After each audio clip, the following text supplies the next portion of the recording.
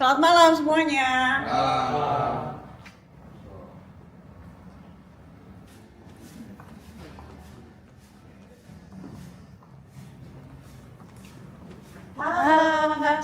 Selamat datang kembali di Selarang TV. Silakan. Mau sebelah mana, Mbak?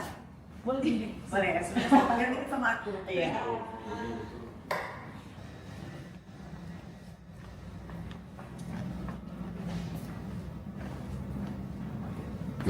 Pak, selamat datang kembali di Nusantara TV. Pak Mintan, baju pakar. Terima kasih. Wah, ini Silakan. bagus.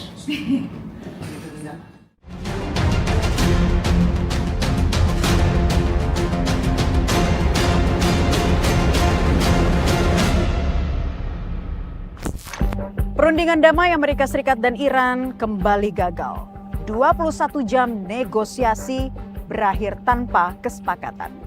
Kedua negara memberi gestur tidak puas dengan hasil negosiasi. Amerika menyebut Iran menolak garis merah, sementara Iran menilai Amerika mengajukan tuntutan tidak masuk akal. Pertanyaannya sederhana, ini negosiasinya yang gagal atau memang dari awal benar-benar tidak pernah ingin berhasil?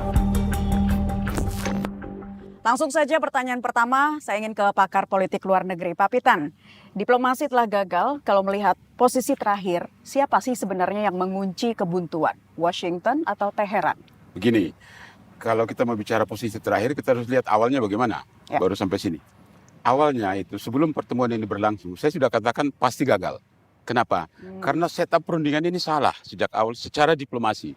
Ada 4 negara yang memprakarsai perundingan ini, yaitu Turki, Arab Saudi, Mesir, dan Pakistan. Tapi kemudian Pakistan mengambil alih peran sebagai juru damai. Syarat utama untuk menjadi juru damai adalah posisi juru damai itu harus bisa diterima baik oleh semua negara yang bertikai. Itu syarat utama. Itu yang kita lakukan waktu Indonesia damaikan Kamboja. Posisi Indonesia diterima baik oleh semua negara yang terlibat, bahkan oleh dunia internasional. Syarat itu tidak dipenuhi oleh Pakistan. Kenapa? Karena Pakistan tidak punya hubungan diplomatik dengan Israel, padahal Israel yang mengebom Iran. Pakistan ini sendiri juga terikat perjanjian pertahanan bersama dengan Arab Saudi, padahal Arab Saudi itu berada di kubu Amerika Serikat yang mengebom Israel. Sehingga Iran itu mencurigai posisi Pakistan ini, apakah betul dia akan netral? Dan ternyata tidak. Tapi ada blunder. Blundernya dilakukan menjelang J.D. Vance tiba di Islamabad. Ini Menteri Pertahanan Pakistan, Khwaja Asif, membuat kesalahan besar sekali. Apa? Dia mengumumkan bahwa seharusnya Amerika Serikat itu mengusir keluar orang-orang Yahudi keturunan Eropa. Yang dia maksudkan adalah Netanyahu. Karena Perdana Menteri Netanyahu ini marga aslinya bukan Netanyahu. Bapaknya itu bernama Benzion Milaikowski dari Polandia. Baru berganti nama menjadi Netanyahu itu pada tahun 1920 ketika mereka pindah ke Palestina. Ya. Ibunya itu adalah Sheila Segal dari Lituania. Sehingga waktu Menteri Pakistan ngomong begitu, Israel tersinggung, Amerika juga tersinggung. Loh, Anda mau jadi juru damai, kenapa bukan meredam situasi, malah membakar situasi di awal? Itu yang membuat secara psikologis membuat delegasi Amerika itu panas begitu ya. Oke, berarti Pertama, yang kedua begini. Iya. Tuntutan itu sendiri tidak berimbang. Seharusnya sebagai juru damai, dia harus cerdas. Kalau Iran kasih 10 tuntutan, ya. Amerika harus 10 juga dong. jangan 15. Ini 15. Jadi komposisi sudah salah ini yang saya bilang. Ya. Pakistan tidak punya pengalaman sebagai juru damai. Akhirnya terjadi deadlock. Tetapi perkembangan terakhir itu awalnya tadi, sekarang Ya. terakhir. Perkembangan terakhir, bacaan saya dalam 2-3 hari ke depan harus terjadi perundingan kembali. Oke. Kalau tidak, karena kenapa? Karena batas daripada ceasefire, gencatan senjata itu 22 April. Minggu depan. Ya, jadi harus terjadi perundingan kembali. Dan Oke. Presiden Trump sudah berikan indikasi bahwa dia akan memberikan apa yang disebut Trumpian Grand Bargain. Jadi akan ada Trump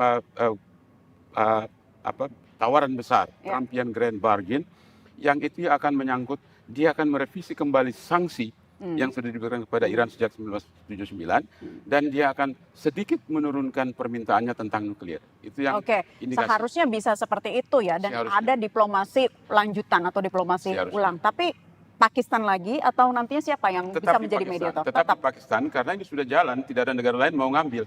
Dampaknya begini, ketika gagal Pakistan menjadi juru damai pada perundingan minggu lalu, itu rontok ini pamor diplomasi Pakistan. Kenapa?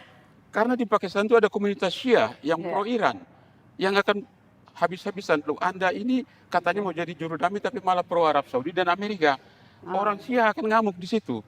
Begitu. Berarti untuk menyelamatkan muka Pakistan harus maju kembali. Dia harus maju untuk menyelamatkan mukanya di situ. Oke, Pak Pitan, ada sejumlah hal yang menjadi sorotan ya, terutama berkaitan dengan penghentian nuklir dan juga kelanjutan Selat Hormuz, di mana Amerika Serikat dan Iran dua-duanya bentrok nih, nggak ketemu dalam perundingan ini. Tapi ngomong-ngomong soal uranium, pengayaan uranium, apakah tuntutan Amerika Serikat soal penghentian total nuklir itu realistis nggak sih? Nah, ini saya harus mulai dari awalnya dan akhirnya. Awalnya begini, banyak orang tidak tahu, yang pertama kali membuat nuklir Iran itu adalah Amerika Serikat, bukan Iran.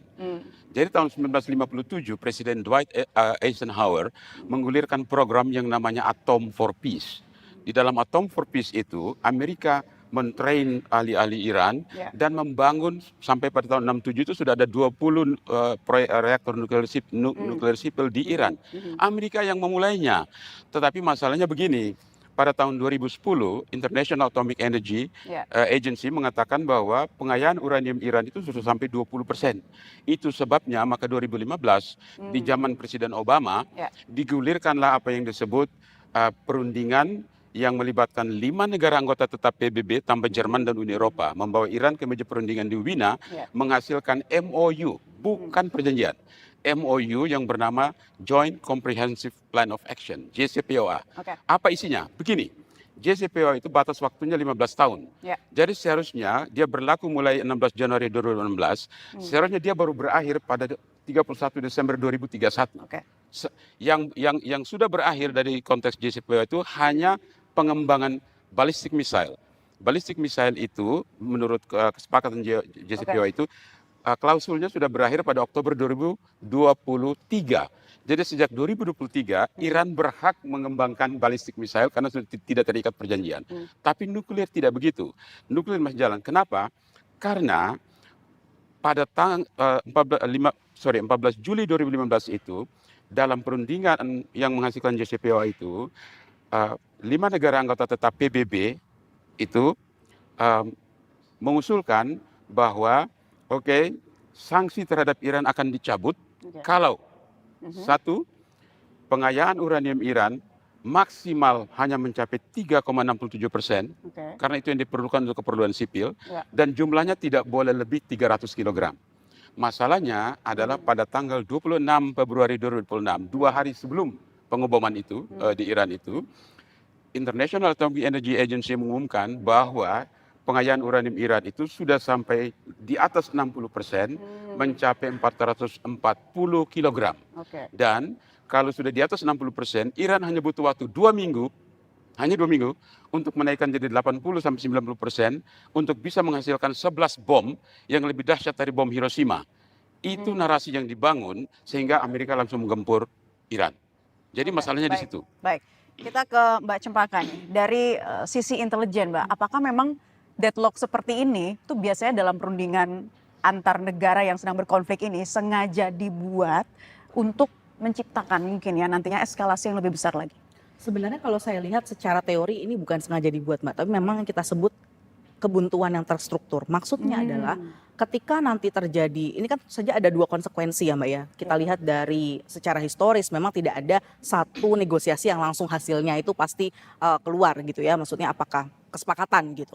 Nah itu yang pertama. Yang kedua tentu kita lihat ada 2 konsekuensi yang akan terjadi. Apakah negosiasi ini akan menghasilkan deeskalasi atau penurunan tensi atau eskalasi. Nah ketika terjadi deeskalasi tentu akan sangat natural begitu ya dari hasil negosiasi. Tapi ketika terjadi eskalasi ini akan menjadi moral background atau landasan moral bagi kedua negara jika terjadi eskalasi bahwa mereka sudah melakukan negosiasi tetapi mungkin memang tidak berhasil. Nah ini kita lihat juga bagaimana kedua negara ada indikatornya. Yang pertama tentu saja bagaimana kedua negara menyatakan kemenangan begitu ya, bahwa keduanya ini adalah kemenangan, dan yang kedua adalah kedua negara menyatakan Iran maupun Amerika Serikat menyatakan bahwa kedua negara Iran maupun Amerika Serikatnya itu mereka melakukan maksimalis gitu ya, statement dari Iran, Amerika Serikat melakukan hal yang maksimalis, dan juga Iran ini dianggap tidak mengikuti kesepakatan-kesepakatan yang sudah diajak. Nah, kita mungkin harus melihat juga Mbak bahwa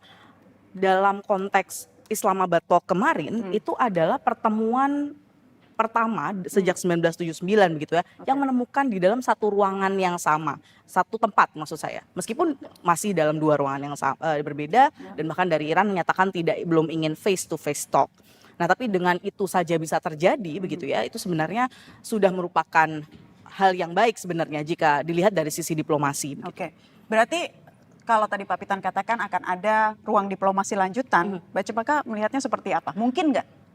Saya setuju Mbak, jadi justru itu yang menjadi indikator kita. Yang pertama tentu indikator bahwa ceasefire atau gencatan senjata ini tetap bertahan sampai 22 April, yaitu tidak ada serangan yang sifatnya ke infrastruktur sipil, tidak ada serangan ke pengayaan nuklir dan lain sebagainya. Yang kedua adalah tentu saja bagaimana dalam waktu-waktu saat ini gitu ya akan dilakukan kemajuan yang sifatnya negosiasi yang kedua begitu ya, karena statement sebenarnya sudah keluar juga dari sisi Amerika Serikat dari Trump gitu ya pagi ini di tanggal 15 April juga menyatakan bahwa akan terjadi sekitar 2-3 hari lagi akan ada negosiasi, tapi memang tempatnya tentu tadi Pak Pitan menyatakan akan di Islamabad, namun Amerika Serikat sebenarnya ingin pindah ke tempat lain, Geneva begitu. Namun memang seperti yang disampaikan Pak Pitan gitu ya, saat ini Pakistan sedang berkonsolidasi dengan negara-negara lain seperti misalnya Mesir dan Turki untuk benar-benar dilaksanakan selanjutnya yang kedua di Islamabad kembali, Mbak Naila. Publik tentunya menunggu ini ya,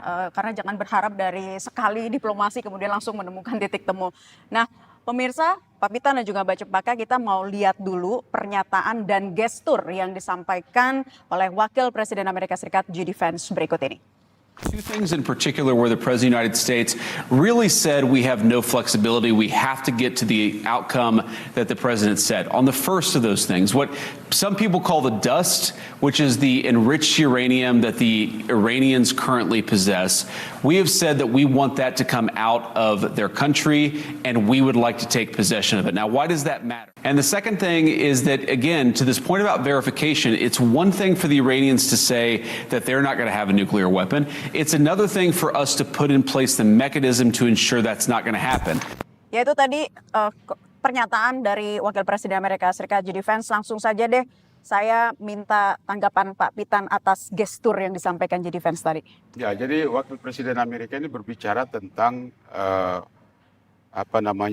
bersikeras Iran untuk mempertahankan nuklirnya. Jadi begini, ini saya harus tahu dalam perspektif dan bingkai yang benar. Begini, pertanyaan banyak orang adalah kenapa ada 9 negara di dunia yang boleh punya senjata nuklir, tetapi kenapa Iran tidak boleh? Kan di situ itu yang dipertanyakan, itu yang jadi persoalan kan. Begini sejarahnya itu. 1 Juli 1968 itu Inggris dan Amerika Serikat memprakarsai konferensi yang menghasilkan apa yang disebut Nuclear Non-Proliferation Treaty, NNPT. Nuclear Non-Proliferation Treaty itu melarang penyebaran senjata nuklir, melarang transfer teknologi nuklir dari negara nuklir kepada negara non-nuklir, melarang penimbunan senjata nuklir, tapi tidak secara eksplisit melarang produksi senjata nuklir. Tidak secara eksplisit melarang pengayaan uranium.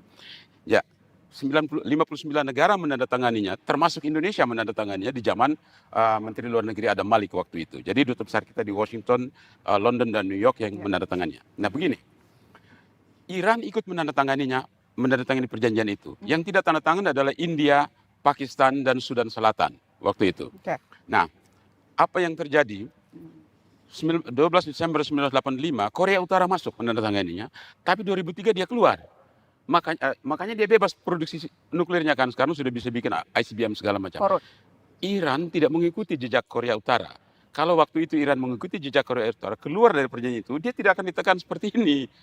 Nah, masalahnya dia tetap menjadi anggota penandatangan negara state party yang menandatangani itu, sehingga secara hukum internasional dia terikat untuk tunduk kepada perjanjian itu.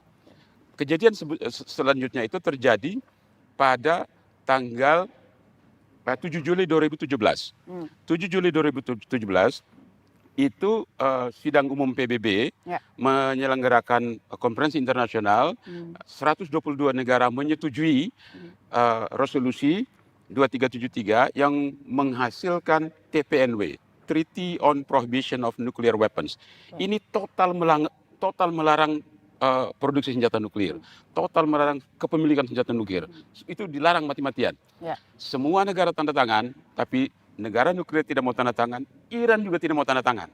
Di situ Amerika curiga, berarti ente mau bikin senjata nuklir, kan Oke, begitu. Jadi dari sejarahnya sudah Dari sejarahnya ada seperti begitu. Nah, kecurigaan sekarang seperti saya itu ya. kembali. Ya. Jadi secara hukum internasional, kalau Iran mau melakukan penggunaan uranium untuk mengembangkan senjata nuklir, dia boleh melakukannya, seperti Korea Utara. Tetapi keluar dulu dari perjanjian NPT 1 Juli 68 itu.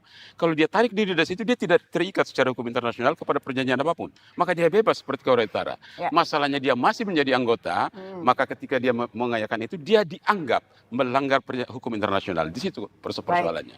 Tanggapannya Mbak Cempaka tadi juga berkali-kali ya disebutkan oleh Jadi Fans ya mengenai nuklir ini begitu. Bahkan tujuan keras Donald Trump juga kepada Iran ya berkaitan dengan hal itu tadi, nuklir. Tanggapannya? Betul Mbak. Jadi kalau saya mungkin melihat dari bukan sih dari sisi nuklirnya saja, tapi dari negosiasinya ya Mbak ya. Iya. Jadi sebenarnya negosiasi terkait nuklir ini, pengawasan terkait nuklir dari sisi Iran ini memang sudah dilakukan tidak hanya di era Donald Trump saja atau di era periode Donald Trump pertama, bahkan sudah sejak negosiasi dengan Obama pada saat Presiden Obama. Nah, memang yang menjadi highlight adalah bagaimana Iran ini sering menyatakan bahwa IAEA, International Atomic Agency ini, Energy Agency ini sudah berpuluh tahun, sejak 20 tahun lebih begitu ya, melakukan pengawasan gitu. Jadi sebenarnya Iran ini membebankan pada IAEA jika memang mereka melanggar seharusnya diingatkan dan lain sebagainya, bahwa mereka sudah dalam pengawasan dan lain sebagainya. Itu yang pertama. Yang kedua tentu saja green light yang diberikan pada saat mediasi oleh Oman sebelum dilakukan serangan di tanggal 28 Februari. Nah itu seringkali menjadi narasi yang diberikan Iran ketika mereka ditanyakan terkait dengan nuklir begitu ya. Terlebih satu poin yang disampaikan oleh JD Vance tadi, tentu kita lihat sebenarnya audiensnya bukan hanya kepada audiens domestik. Kalau saya lihat audiens domestik Amerika Serikat, tapi justru audiens yang sifatnya internasional, negara lain. Jadi negara-negara yang tadi Pak Pitan sebutkan, misalnya negara-negara pemilik nuklir gitu ya. Nah ini sebenarnya audiensnya itu begitu. Jadi statement itu disampaikan bukan hanya untuk negara yang tidak memiliki nuklir, tapi negara-negara yang justru memiliki nuklir, bahwa ini adalah justifikasi bagaimana negosiasi ini menjadi alot karena aspek tersebut, Mbak Naila. Ada psikologis juga di situ. Betul, Mbak Mbak Naila. Pernyataan yang disampaikan oleh para pemimpin tertinggi ini. Nah, baik, kita akan lihat juga gestur atau juga pernyataan dari juru bicara Kementerian Luar Negeri Iran, Ismail Bagei, berikut ini. 5 ساعته یعنی دیروز صبح که با گفتگوهای غیر مستقیم تبادل پیام بین دو طرف شروع شد از طریق میانجی پاکستانی تا الان بیوقفه ادامه داشت. در طول شب باز گفتگوها ادامه داشت در مورد طیفی از موضوعاتی که هم در پیشنهاد دهبندی ما مطرح شده بود و هم نکاتی که طرف مقابل داشت. در مورد یک سری از موضوعات ما به تفاهم‌هایی رسیدیم واقعیت، اما در مورد 2-3 موضوع مهم خب دیدگاه‌ها فاصله داشت و نهایتاً منجر به توافق نشد. Ya tadi kita sudah sama-sama mendengarkan ya pernyataan dari Ismail Bagei. Nah Pak Pitan, tadi pembawaannya, gesturnya itu tegas namun tetap tenang, tapi berkali-kali disampaikan sebetulnya sudah menemui sejumlah kesepakatan, tapi dua dan beberapa isu lainnya ini mengalami kebuntuan, tetapi tidak menutup ruang untuk membuka diplomasi berikutnya. Betul, memang diplomasi dalam ada dua hal. Yang pertama, di dalam perjanjian internasional atau perundingan internasional itu, kita harus membaca apa yang dikatakan dan apa yang dilakukan. Jadi secara geopolitik itu kita tidak bisa percaya omongan orang. Kita harus bisa lihat apa yang dilakukan real di lapangan, kan begitu. Nah, jadi sebenarnya begini, kalau saya lihat ini, jalan masih panjang. Dua-dua pihak ini harus menurunkan sedikit harganya supaya bisa dicari titik temu. Saat ini kan tidak diketemukan titik temu. Ya. Jadi 10 Maret itu Mojtaba Khamenei Iya. mengeluarkan tuntutan dan 3 ultimatum yang paling berat. Sekarang baru ditambah jadi 10. Tapi dari 10 itu ada 3 yang paling berat. Tuntutan langsung Mojtaba Khamenei itu dibacakan tidak secara langsung, tapi teksnya dibacakan di stasiun televisi Iran waktu itu. Itu tuntutan pertama, Amerika harus cabut semua pasukan, 52.000 pasukan dari negara-negara Arab.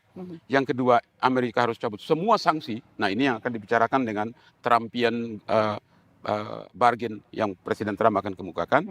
Kemudian yang ketiga, Amerika harus bayar ganti rugi. Ganti rugi sejak 1979 itu dalam kalkulasi Amerika, itu Iran berpotensi mendapat revenue 800 billion dollars, tapi tidak jadi dapat. Karena itu sekarang Iran bilang, kami ini bilang, kamu bayar dulu 500 miliar dolar dalam 10 tahun. Setelah itu baru kita bicara. Nah, saat ini apa yang dituntut oleh Iran? Iran minta sekarang supaya Arab Saudi, Uni Arab Emirat, Qatar, Bahrain, dan Jordan harus membayar kerusakan yang sudah terjadi akibat pengeboman Israel sama Amerika itu 270 billion dollars. Harus bayar. Kenapa? Karena kamu pesawat Amerika itu take off dari wilayah kamu baru ngebom Iran. Jadi karena itu kamu bertanggung jawab harus bayar itu kerugian. Bank Sentral Iran melakukan kalkulasi bahwa untuk melakukan rekonstruksi terhadap kerusakan ini diperlukan waktu 12 tahun paling sedikit. Nah, ini Dan masalah anggaran juga yang cukup fantastis. Anggaran juga fantastis. Baik. Persoalannya, apakah 270 billion dollars itu negara-negara ini mau bayar atau tidak? Itu dia, itu menjadi persoalan lain. Kenapa tentunya. begini? Pangkalan Amerika yang ada itu ada 27 pangkalan, 17 angkatan udara, 10 angkatan laut, yang terbesar di Bahrain itu kalau angkatan laut, itu armada kelima, kalau armada angkatan udara itu kan di Qatar kan. Jadi begini, pangkalan angkatan udara itu bukan kedutaan. Kalau kedutaan itu merupakan wilayah kedaulatan daripada negara yang punya kedutaan. Pangkalan angkatan udara itu berdasarkan perjanjian. Sama saja dengan perusahaan asing datang buka pabrik di sini, dia akan bikin kontrak dengan Pemda setempat. Dan Amerika nggak bisa begitu saja. Jadi tidak bisa begitu saja dia lepas kan? Tidak bisa. Dilakukan, ya? Jadi tuntutan Iran ini bagus, tetapi tidak akan bisa dipenuhi. Nah, lalu siapa yang bertanggung jawab dengan kerusakan ini?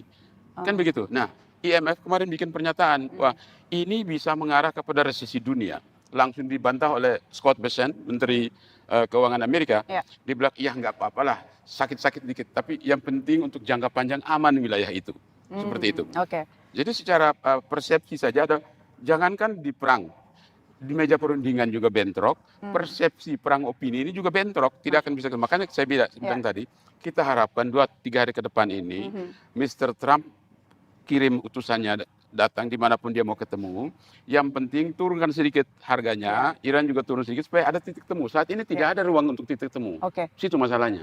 Gitu. Mbak Cempaka, tambahkan dari sisi intelijen ini harusnya seperti apa ya agar mereka tuh bisa sama-sama menemui titik temu walaupun dari kedua negara punya harga diri politik masing-masing. Ya, ini yang agak menarik dan juga agak complicated gitu ya Mbak ya. Karena memang kita bicara ketika negosiasi ini kita bicara juga tentang face saving gitu ya. Penyelamatan muka gitu ya. Dan penyelamatan muka ini konsekuensinya tidak hanya pada domestik yang tentu saja sudah mengeluarkan anggaran, sudah mengeluarkan biaya untuk perang ini gitu ya untuk kedua belah pihak dan juga terhadap internasional begitu ya. Karena ini kita ada yang disebut dengan secara teori strategi kita sebut dengan chicken game gitu ya. Siapa yang akan kalah duluan gitu ya, blink duluan, siapa yang akan kedip duluan itu yang dianggap kalah gitu. Padahal kalau kita lihat memang sebenarnya dalam negosiasi ini gitu ya, yang dikorbankan, yang diimpus, dibebankan gitu ya, bukan hanya kedua belah pihak, bukan hanya Amerika Serikat, bukan hanya Iran, tapi seluruh dunia gitu ya. Nah, tentu beberapa poin-poin yang menurut saya menjadi pemberat adalah poin terkait dengan Lebanon misalnya, gitu ya. Dan itu juga sampai saat ini mungkin kalau kita lihat salah satu yang menjadi poin follow up yang kita bisa lihat mungkin dilakukan oleh Israel dan Lebanon yang akan bertemu tanggal hari ini kalau nggak salah 15 April di Amerika Serikat, dan itu diinisiasi oleh Amerika Serikat gitu ya. Nah, tapi memang kita lihat juga bahwa ini adalah salah satu bentuk bagaimana, karena salah satu poin yang diminta oleh Iran adalah tidak hanya penarikan pasukan tapi juga bagaimana proksi yang dimiliki Iran ini tentu saja tidak terlibat gitu ya, tidak terlibat dalam front peperangan ini begitu, tidak dilibatkan kembali. Nah, ini menurut saya juga menjadi poin pemberat bagi negosiasi ini, Mbak. Oke, Pak Pitan, poin kedua yang juga mungkin mengalami kebuntuan ini terkait dengan Selat Hormuz. Iran ingin mempertahankan kelanjutan Selat Hormuz, tapi Amerika Serikat ingin keterbukaan Selat Hormuz untuk lalu lintas internasional. Jadi seperti apa harusnya? Ya. Pertama Iran tutup. Kalau mau lewat bayar $2 juta per kapal. Kan dibilang begitu kan. Awalnya Trump bilang begini, wah kalau gede juga itu $2 juta. Bagi dong sama saya. Amerika mau juga. Nah, tapi Eropa protes. Nggak bisa begitu. Akhirnya Amerika mundur, tidak jadi ngomong $2 juta. Dia turunkan 10.000 pasukan angkatan laut, memblokir itu. Jadi Iran blok, Amerika jadi blok Iran. Sehingga tidak ada kapal bisa masuk, bisa keluar. Tapi kemarin itu tanker yang bernama Rich Starry, itu milik Shanghai Shipping, itu perusahaan di Shanghai, berhasil lewat dengan membawa 250.000 barrel etanol. Wow. Keluar. Dari mana dia? Dia ngangkut itu dari Uni Arab Emirat. Dari Dubai dia angkat itu, dia lewat Selat Hormuz dan keluar pergi ke Cina. Ya. Nah, setiap hari itu dalam kondisi normal itu Cina membutuhkan 10 sampai 11 juta barrel minyak. Sebagian besarnya berasal dari Selat Hormuz itu. Ya. Sekarang pertanyaannya kita harus lihat apa yang terjadi di ruang sidang Dewan Keamanan PBB pada tanggal 7 April kemarin. Ini menarik sekali. Cina punya ketergantungan yang besar sekali terhadap minyak yang keluar dari Selat Hormuz. Ya.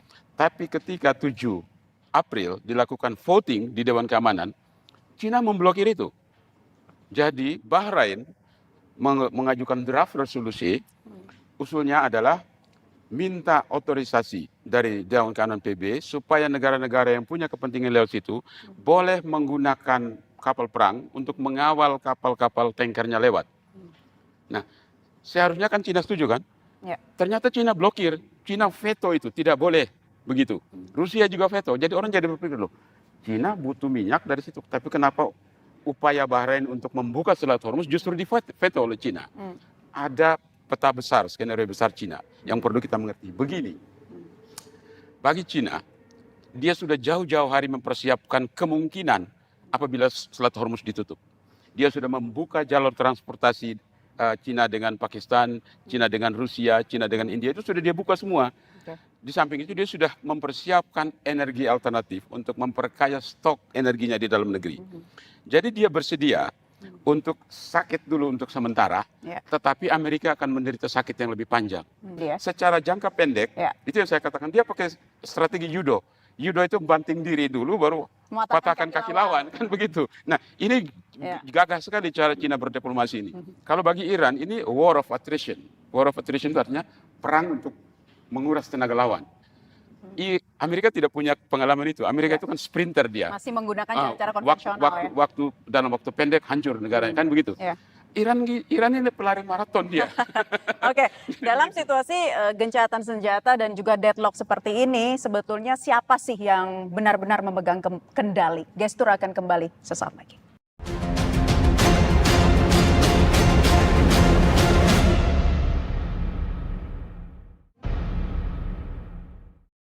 Di tengah deadlock dan gencatan senjata, siapa yang sebenarnya memegang kendali? Apakah ini hanya soal kekuatan militer saja atau justru ada permainan persepsi dan strategi?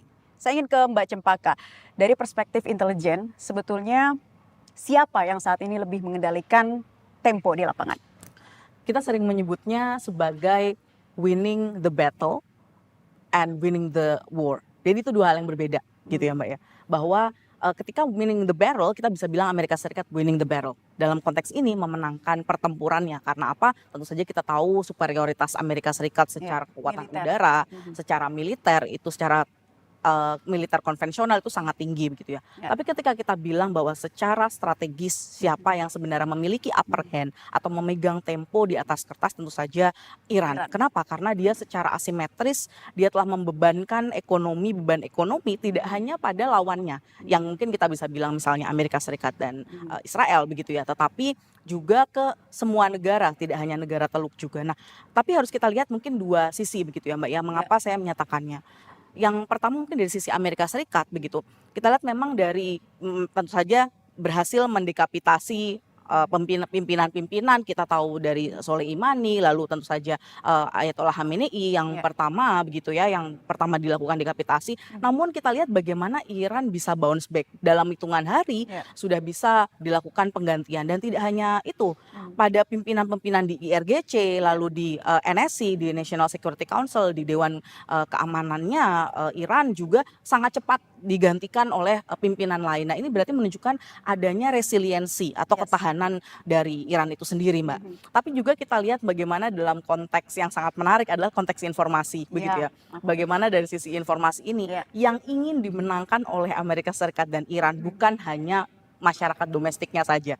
Kita lihat tentu bagaimana video Legonya yang dikeluarkan oleh Iran, gitu ya. Itu menunjukkan sebenarnya bagaimana Iran ini sangat mengerti konteks perang asimetrisnya dalam konteks perang informasi, gitu ya.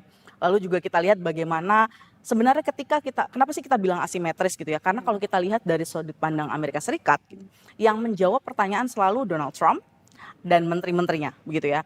Sedangkan kalau dari sisi Iran begitu, yang menjawab ini adalah seorang militer dan pangkatnya hanya letkol gitu ya. Jadi ini sudah sangat menunjukkan bagaimana sangat asimetris gitu. Lalu kita lihat bagaimana penjagaan yang luar biasa untuk Amerika Serikat dan lain sebagainya. Sedangkan Iran dari tanggal 28 sampai sekarang, Arakci misalnya dan juga Pezeshkian seringkali turun ke jalan bersama dengan masyarakatnya, lalu berarak-arak begitu ya. Menunjukkan apa? Menunjukkan memberikan semangat moral begitu bahwa ketahanan nasional ini memang benar-benar ada di masyarakat Iran. Nah, menurut saya ini meskipun apakah ini benar-benar bagaimana Iran menanggapi perang ini atau memang ini adalah bentuk dari penanaman moral ke masyarakatnya, itu adalah hal yang tidak penting bagi perang informasi, Mbak. Karena yang penting adalah bagaimana persepsi yang ditimbulkan.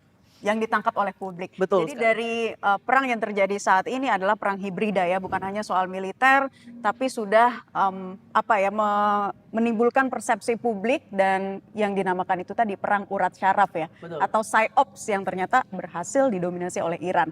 Kalau Pak Pitan dari dominasi eskalasinya nih, kalau Pak Pitan melihat Amerika Serikat, Israel atau Iran? Begini, saya harus melihat dari sisi lainnya begini.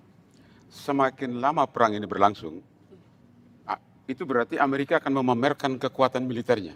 Semakin dia memamerkan kekuatan militernya, kekuatan itu dianalisis oleh Rusia dan Cina sebagai penantangnya. Ya, jadi mereka analisis di mana kelemahannya, di mana kelebihannya dianalisis. Nah, secara strategi perang itu merugikan.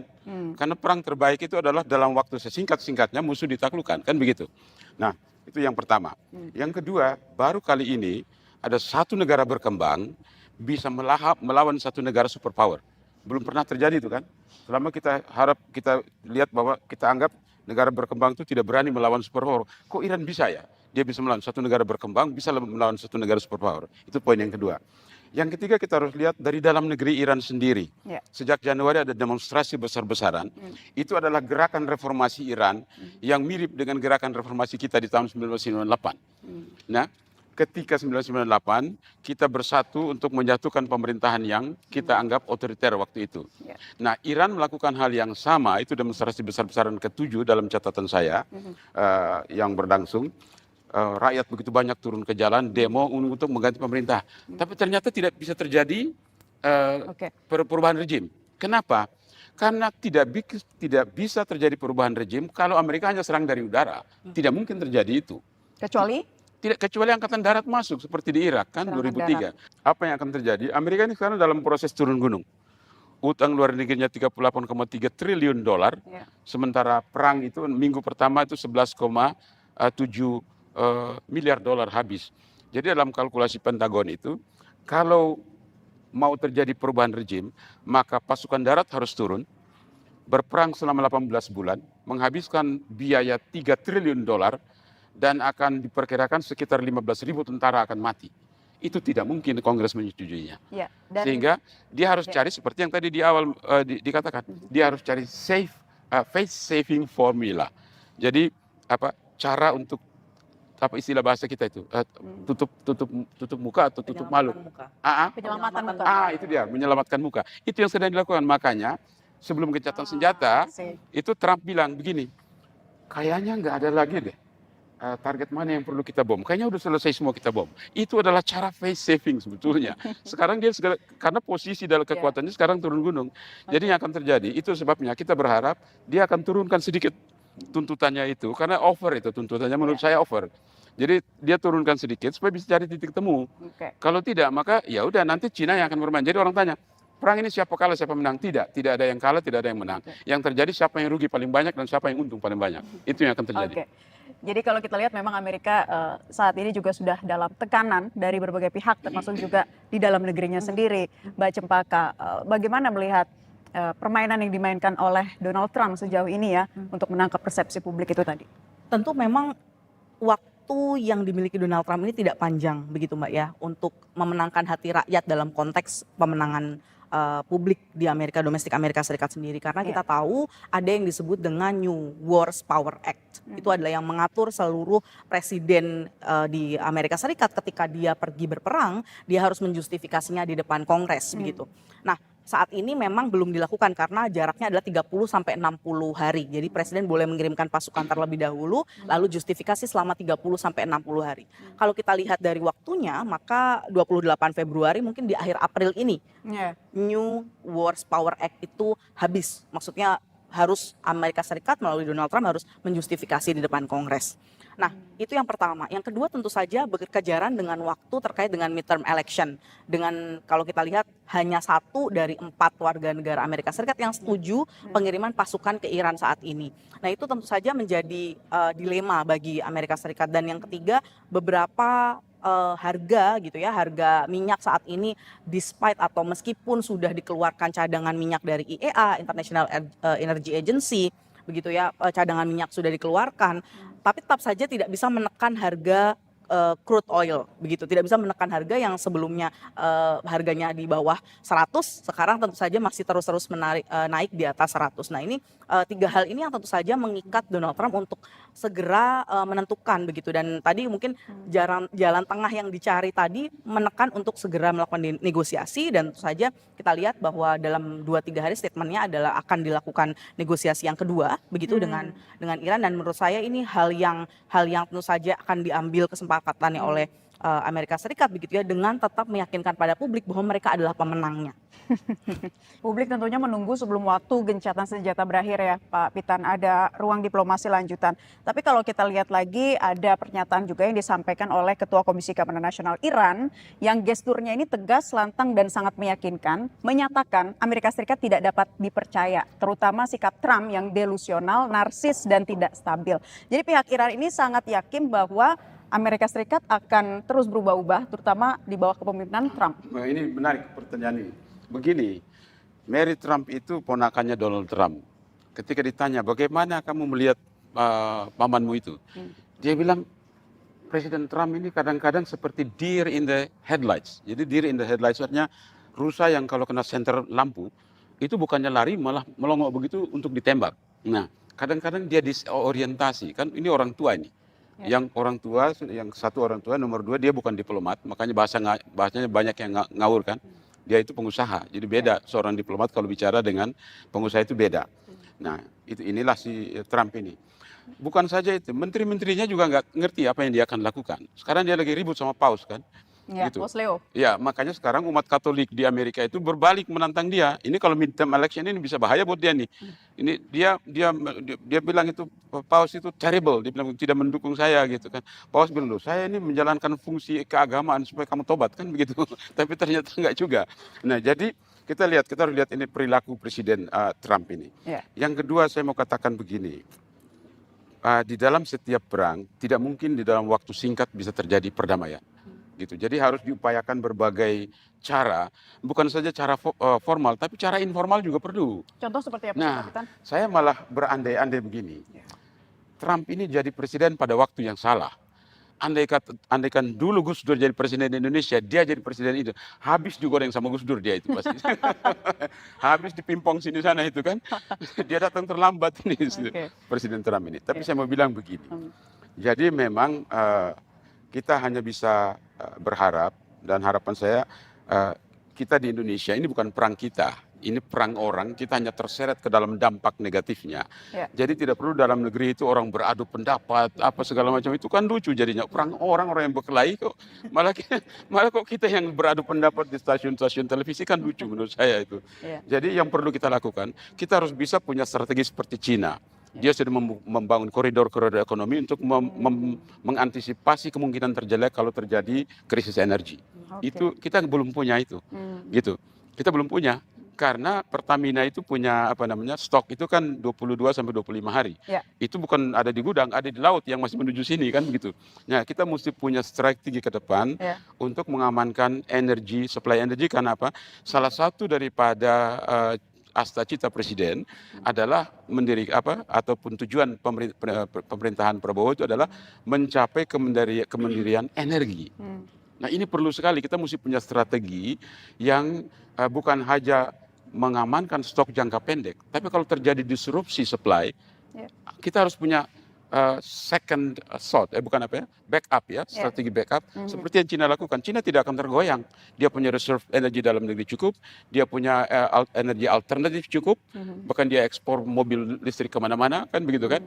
Nah, kita harus bisa melihat seperti itu yang harus menjadi strategi kita. Oke. Jadi supaya ke depan kalau terjadi krisis kita tidak bingung, kan begitu. Ya, ditambahkan Mbak Cempaka, apa resiliensi yang juga harus kita punya begitu ya menghadapi situasi geopolitik yang terjadi, paling tidak belajar strategi dari Cina.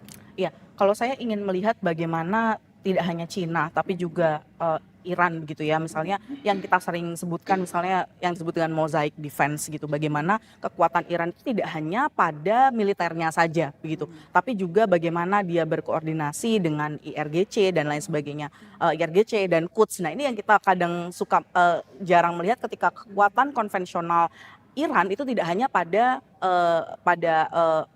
kekuatan militernya saja begitu ya, tapi juga ada Basij, ada Quds dan lain sebagainya yang memang menjadi kekuatan yang saat dalam konteks peperangan asimetris ini menjadi ketahanan, resep ketahanan nasionalnya begitu. Nah, dalam konteks Indonesia kita punya yang disebut dengan P3B gitu ya, pertahanan pulau-pulau besar, yaitu kemandirian bagi setiap pulau. Nah, ini yang kalau kita bilang secara operasionalisasi atau konsepnya sudah ada, tapi memang secara operasionalisasi di militer kita belum optimal begitu ya. Bahkan mungkin secara masyarakat juga pasti perlu diingatkan bagaimana operasionalisasinya dalam konteks Indonesia.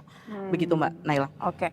Pak Pitan, kita balik lagi ya dalam ruang diplomasi itu tadi, apakah memang dari dua hal ya, nuklir dan Selat Hormuz, ini terlalu berfokus ke situ sehingga akhirnya tidak menemukan titik temu gitu? Biasanya dalam perundingan internasional yang saya tahu itu ada jalur-jalur lain yang dipakai untuk mencari titik temu. Jadi bukan hanya melalui jalur resmi, tapi jalur tidak resmi, jalur pengusaha. Karena ujung-ujungnya itu kan hitung-hitungan bisnis juga. Jadi jalur pengusaha juga perlu dikerahkan segala macam jalur. Nah, Iran itu kan salah satu kekuatan dia itu adalah cultural defense. Dia punya cultural defense yang sangat kuat. Dan sistem pertahanan Iran itu tidak seperti kita. Sistem pertahanan Iran itu adalah mosaic defense. Jadi masing-masing komando kayak pangdam kita itu diberi otorisasi untuk mengambil keputusan sendiri ketika terjadi ancaman dari luar. Makanya istilahnya itu kalau di negara lain kepala ular itu dipotong, ekornya mati. Iran tidak begitu. Iran, you potong kepala ularnya, badannya hidup seterusnya. Karena sistem pertahanannya itu mosaic defense. Itu bisa jadi pelajaran juga bagi kita. Apalagi Indonesia ini kan negara kepulauan. Bagaimana caranya kalau kita diserang dari udara? Mau tahan pakai apa? Kita negara kepulauan, 17.000 pulau, apakah kita punya cukup sistem pertahanan udara untuk menghadang serangan udara? Nah, itu harus kita pikirkan dari sekarang. Saya mau kasih pesan ke dalam negeri ya, begini. Jangan pernah percaya bahwa semua negara yang saat ini berbaik dengan kita akan selamanya berbaik dengan kita. No. Sepertinya itu pelajaran hidup juga. Itu harus kita pikir. Betul. Jangan pernah kita percaya bahwa semua negara yang sekarang berbaik senyum-senyum dengan kita akan selamanya berbaik dengan kita. Tidak. Karena tuntutan kebutuhan dalam negerinya akan mendikte perilaku politik luar negerinya. Jadi kita harus hati-hati. Nah, makanya kekuatan kita sekarang apa? Kenapa Indonesia belum diserang oleh negara manapun? Pertanyaannya. Karena kekuatan kita satu-satunya adalah politik luar negeri. Itulah kekuatan kita. Dengan politik luar negeri, inilah benteng kita. Gitu. Tapi jangan lupa, di belakang kita ada sumber daya alam yang sangat besar, yang semua negara mau. Jadi kalau nggak kuat benteng politik luar negeri kita, habis kita ini. Ini kita mesti lihat jangka panjang. Kenapa? Karena selama ini politik luar negeri kita itu didasari pada pidato Bung Hatta 2 September 1968, Ya. 1948, ketika Bung Hatta pidato di Yogyakarta, judulnya Mendayung Antara Dua Karang, dunia blok barat, blok timur, kita jalan hati-hati, jangan senggol sini sana. Karangnya banyak sekarang, bukan hanya dua. Karang di mana-mana. Ya. Jadi kita tidak bisa hanya mengandalkan politik bebas aktif itu. Ya. Kita kenapa? Karena tidak mendapat keuntungan dari situ yang real Ya. bagi masyarakat. Kita perlu tambah. Kita perlu tambah aspek asertif, artinya tunjukkan bahwa kita bisa ini, kita punya ini, kita punya ini. Supaya kita berdiri sama tinggi, duduk sama rendah dengan semua negara besar. Yang kedua, kita harus proaktif. Proaktif artinya apa? Kita lihat potensi bahaya, masuk duluan di sana, jangan tunggu reaksi. Selama ini kita kan reaksi. Jangan begitu. Ada potensi bahaya, kita masuk, kita redam dulu. Ada peluang ekonomi, kita masuk, kita ambil dulu sebelum orang lain ambil. Harus begitu politik luar negerinya. Jadi tidak bisa politik luar negeri itu hanya urusan diplomasi. Tidak. Kita harus berdiplomasi di bidang ekonomi, di bidang budaya. Coba lihat bagaimana K-pop itu populer. Itulah politik luar negeri Korea kan. Bukan hanya sekedar culture. Bukan hanya urusan Kementerian Luar Negeri. Semua seluruh bangsa ini harus bangun untuk mengamankan kepentingan nasional. Ketika kendali terbagi dan tidak ada pihak yang mau mundur, maka yang tersisa bukan lagi kompromi, melainkan potensi benturan yang lebih besar. Gestur akan kembali sesaat lagi.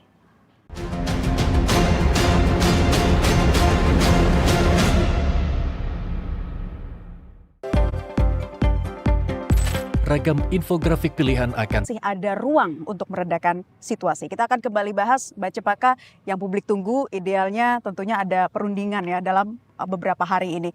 Tetapi tidak ada sesuatu yang pasti. Jika ada eskalasi dan kembali terjadi, dampaknya bagi dunia dan khususnya bagi Indonesia. Ya, secara natural tentu saja tanggal 22 April ini menjadi tenggat waktu yang memaksa gitu ya aktor-aktor maupun mediator untuk mencari jalan begitu. Namun tentu saja saya melihat ada beberapa trigger point yang dapat mengeskalasi dan juga mendeeskalasi. Yang pertama tentu saja untuk dalam konteks mendeeskalasi, kita harus bersyukur bahwa negara-negara sekutu Amerika Serikat tidak tergabung begitu dalam konteks mengamankan Selat Hormuz maupun memblokade Selat Hormuz, inisiatif memblokade Selat Hormuz yang ditawarkan oleh Trump. Ini tentu saja menjadi poin baik untuk deeskalasi begitu. Yang kedua tentu saja adalah bagaimana mediator yang tidak hanya oleh Pakistan tapi juga negara-negara lain berupaya untuk mempersempit gap terjadinya eskalasi.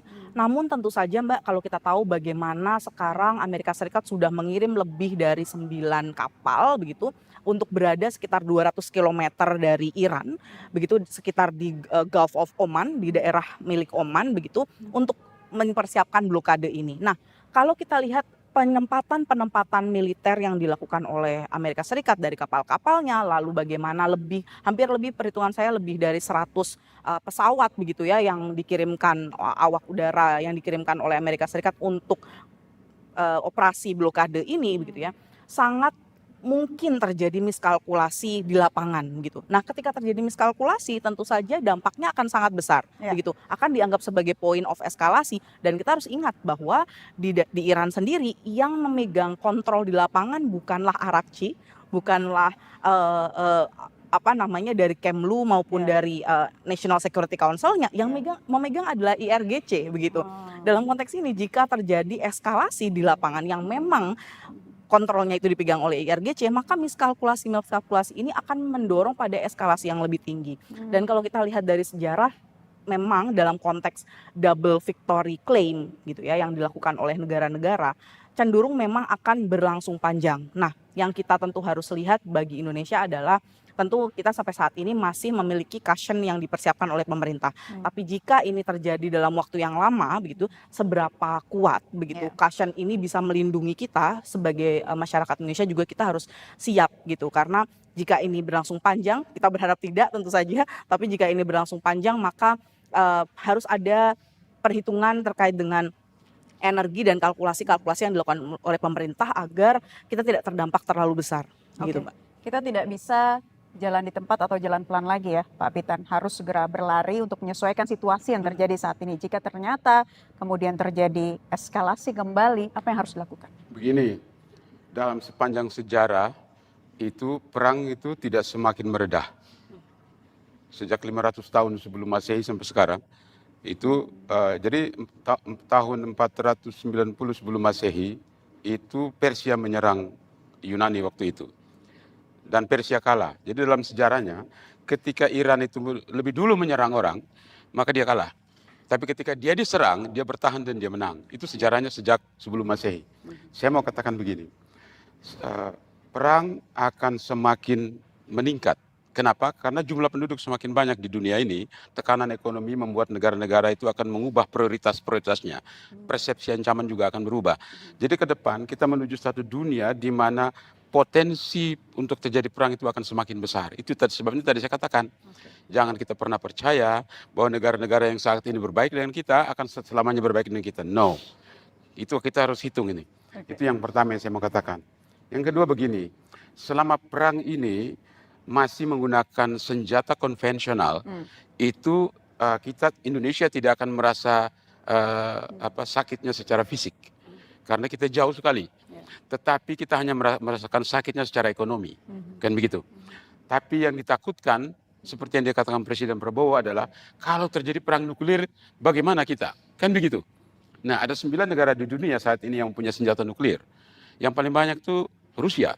Rusia saat ini punya 5.459 pucuk hulu ledak nuklir. Amerika punya tadinya 5.244, sekarang tinggal 5.177 hulu ledak nuklir. Ya, yang ketiga itu Cina. Cina punya 610 hulu ledak nuklir. Kemudian Prancis punya 290, Inggris punya 125, India punya 180, Pakistan 170, Israel punya 90. Tapi dia punya cadangan uranium itu bisa membuat 400 lagi senjata nuklir. Cina sekarang ini punya 600-an, tetapi tahun 2035 dia akan punya 1.500 hulu ledak nuklir. Dan dekat-dekat kita ini, Cina ini. Nah, ini yang harus kita hitung-hitung ini. Apakah dia akan terus berteman dengan kita atau jadi potensi bahaya bagi kita. Ini harus kita harus canggih ini. Ya toh, Korea Utara punya 50, yang dia declare, yang tidak dia declare tidak tahu. Nah, Iran bagaimana? Nah, ini sekarang tidak ada orang yang tahu. Karena ancaman daripada Mojtaba Khamenei, ultimatum dia terakhir, dia katakan, kalau sampai tidak ada jalan lain, dia akan keluarkan kekuatan nuklirnya. Nah, tidak ada orang yang bisa memverifikasi. Tetapi kita lihat indikasi. Selama ini diketahui bahwa jarak tembak rudal Iran itu hanya 1.900 km. Ternyata rudal dia sampai di Diego Garcia. Di belakang pulau Sumatera sana itu. Itu lebih dari 4.000 km. Berarti Iran tidak pernah mengumumkan real kekuatannya. Itu yang membuat Amerika pikir, semua negara pikir gitu. Nah, makanya saya kembali lagi. Di dalam strategi internasional ini menghadapi negara-negara ini, Indonesia jangan pernah percaya bahwa semua negara yang saat ini berangkulan dengan kita akan selamanya berangkulan dengan kita. Kita harus waspada. Kita harus proaktif dalam politik luar negeri kita untuk melihat, membaca semua potensi yang bisa jadi membahayakan kita. Sebaliknya melihat semua kejadian yang bisa menjadi peluang bagi kita. Di situ politik luar negeri harus bermain. Peluang bagi kita yang memang benar-benar bisa menjadi peluang yang membuat kita semakin kuat. Betul. Seperti apa? Nah, makanya tadi disinggung tentang energi kan. Ya. Jadi Juni 2025 itu kan Presiden Prabowo ketemu dengan Presiden Putin. Di Saint Petersburg. Kemudian kemarin 13 April beliau ketemu lagi gitu. Salah satu topik yang dibicarakan itu tentang energi, keperluan energi. Jadi memang Rusia itu sudah dalam pembicaraan itu menawarkan untuk menjual minyak mentahnya kepada kita. Dia jual kepada India itu dengan diskon 30%. Gitu. Nah, jadi kayaknya Indonesia perlu minta juga nih. Nah, kalau dengan dikasih kita juga dong 30% kan begitu sebagai teman kan begitu. Tapi Rusia saat ini punya rencana membangun reaktor nuklir disebut SMR, Small Modular Reactor di Kalimantan dan di Sumatera. Di Kalimantan akan dikasih 250 megawatt, Sumatera 250 megawatt. Nah, ini sebagai jalan awal untuk membuka kalau bisa terjadi, karena sebenarnya ini sudah diusahakan sejak Pak Habibie masih menjadi Menristek. Rusia sudah menawarkan itu. Tapi baru kali ini terjadi pembicaraan di tingkat presiden.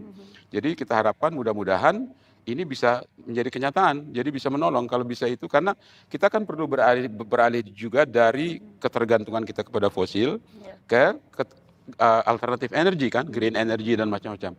Nah, seperti yang Cina lakukan, dia udah siap dengan semuanya. Nah, kita perlu lebih menggiatkan diversifikasi energi ini untuk menjaga potensi krisis yang akan terjadi. Ya, Arab Saudi kan sudah mulai, ya kan sebetulnya. Jadi kita mesti bisa begitu. Jangan kita berada di zona nyaman terus. Tiba-tiba air sudah sampai leher baru kita belajar berenang, kan jangan begitu. Berarti lobby-lobby politiknya harus lebih agresif lagi. Oh ya, tentu. Iya.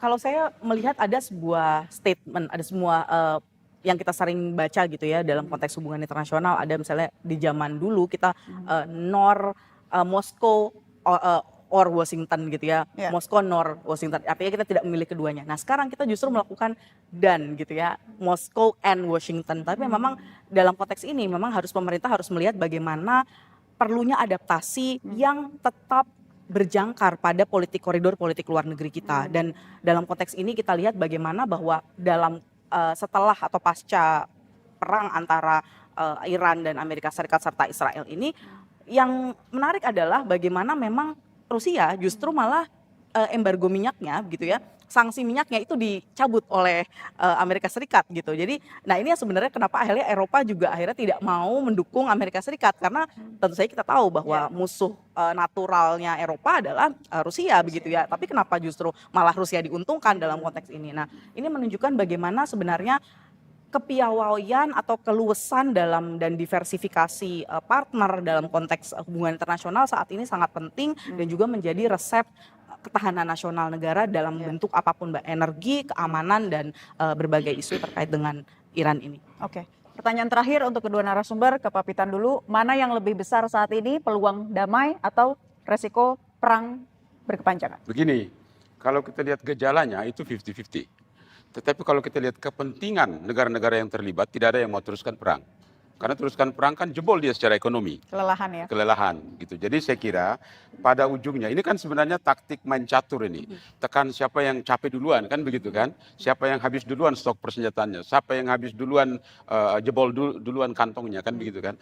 Jadi biarkan saja mereka bermain, tetapi mereka tidak akan kuat untuk lanjut. Kalau mereka lanjut, mereka hancur sendiri juga. Jadi akan merusak ekonomi dalam negerinya sendiri, akan menjebol APBN-nya segala macam. Jadi pada ujungnya mereka akan hitung-hitung ini.